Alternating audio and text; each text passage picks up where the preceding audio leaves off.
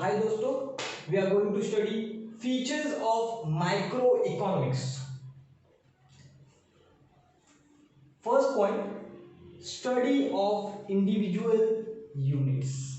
हमने पहले देखा है पहले वीडियो में कि इंडिविजुअल यूनिट्स के बारे में माइक्रो इकोनॉमिक्स पढ़ता है। फॉर एग्जांपल इंडिविजुअल प्राइस, किसी एक प्रोडक्ट के प्राइस के बारे में हम डिटेल्स में पढ़ाई करते हैं, उसे हम कहते हैं स्टडी ऑफ इंडिविजुअल यूनिट्स। या फिर इंडिविजुअल हाउस होल्ड, किसी एक घर के बारे में पढ़ाई करना।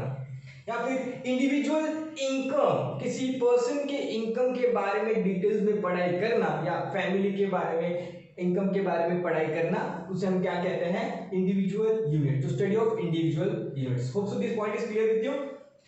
प्राइस थ्योरी, प्राइस थ्योरी दोस्तों, आपने देखा है मार्केट में बहुत सारे प्रोडक्ट्स अवेलेबल है, मोटू पतलू, चुपा चुप्स, ठीक है, मिल्की बार, ये बहुत सारे प्रोडक्ट्स मार्केट में अवेलेबल है और इन प्रोडक्ट का एक प्राइस फिक्स होता है। फॉर एग्जाम्पल डेयरी मिल्क 5 वाला भी मिलता है, 10 वाला भी मिलता है। ऐसे हर प्रोडक्ट का कोई ना कोई प्राइस फिक्स है। तो कंपनी जब प्राइस फिक्स करती है, इस प्रोडक्ट का प्राइस फिक्स करती है सोच के, तो वो पहले माइक्रो इकोनॉमिक्स स्टडी करती है और बाद में, इसलिए हम लोग कहते हैं micro economics helps to study about the price and the pricing of the product and the pricing of the services. Next है पार्शियल इक्विलिब्रियम। तो पार्शियल इक्विलिब्रियम मतलब क्या है? Partial equilibrium, micro economics helps to find out equilibrium. अभी देखो ये दोस्तों, आप एमकॉम में जाओ, आप 14 में जाओ, आप 13 में जाओ, माइक्रो इकोनॉमिक्स आपका पीछा छोड़ने वाला नहीं, तो इसको ध्यान से पढ़ लो। पार्शियल इक्विलिब्रियम, फॉर एग्जांपल मैंने बिजनेस कोई चालू कर दिया और जो मैंने ऐलान कर दिया कि मेरे बिजनेस का प्रोडक्ट है ये सेलफोन बेच रहा। फॉर एग्जांपल ये सेलफोन दिखा रहा हूँ, हाँ सेलफोन। अब ये सेलफोन में बेच रहा हूँ और पहले दिन लॉन्च करने के बाद या फिर पहले 1 महीने के लॉन्च करने के बाद जब मैंने बेचा, तो क्या जब मैंने बेचने के बाद जो भी इनकम कमाया, इससे मेरा प्रॉफिट हो गया होगा? ना जी ना। फर्स्ट आई विल कैलकुलेट कि मेरा उसका कॉस्टिंग कितना था, सेकेंड मेरी मशीनरीज कितने लगे, मैन पावर कितना लगा है, जमीन लगी है, लैंड।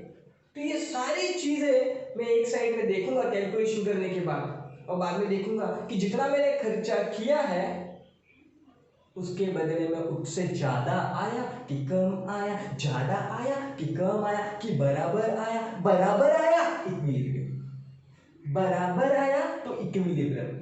इसको हम बोलते हैं इक्विलिब्रियम, इसको हम स्टडी करते हैं। तो ऐसा नहीं है कि कोई भी कंपनी जो मार्केट में आती है तो पहले डायरेक्टली प्रॉफिट कर देते हैं ना, ऐसा नहीं होता है। तो दे थिंक, इसीलिए हम क्या करते हैं, micro economics helps to fix a price of the product. इसकी वजह से जब भी आप देखते हो कि प्रोडक्ट का प्राइस शुरुआत में जब आता है तो महंगा होता है, बाद में धीरे धीरे उसका प्राइस रिड्यूस किया जाता है। बट ये स्ट्रेटेजी डिफरेंट प्रोडक्ट के लिए डिफरेंट है, ओके। इसलिए कंपनी हमेशा माइक्रो इकोनॉमिक्स की स्टडीज करती है बेस्ड ऑन सर्टेन अजम्पशंस, सोचना, अज्यूम किया। तो यहाँ पे अज्यूम किया हुआ है other factors remains constant. Other factors कौन से? पैसा कांस्टेंट। कांस्टेंट का मतलब क्या होता है? स्थिरता, नो चेंज, कुछ भी चेंज नहीं होने वाला। वेदर कंडीशन, ना बारिश होने वाली, कुछ अभी जो सिचुएशन है वही सिचुएशन रहेगा। मनी फिक्स्ड, जितना है उतना है। तो ये सारी चीजें, ये sorry no change in technology, सारी चीजें फिक्स्ड है, कांस्टेंट है, देयर इज नो चेंज। ऐसे अज्यूम कर रहा हूं, अज्यूम फुल एम्प्लॉयमेंट, सोच रहा सबको काम मिला है, अजम्पशंस, मान में जॉब नहीं है, अज्यूम कर रहा हूं, अज्यूम।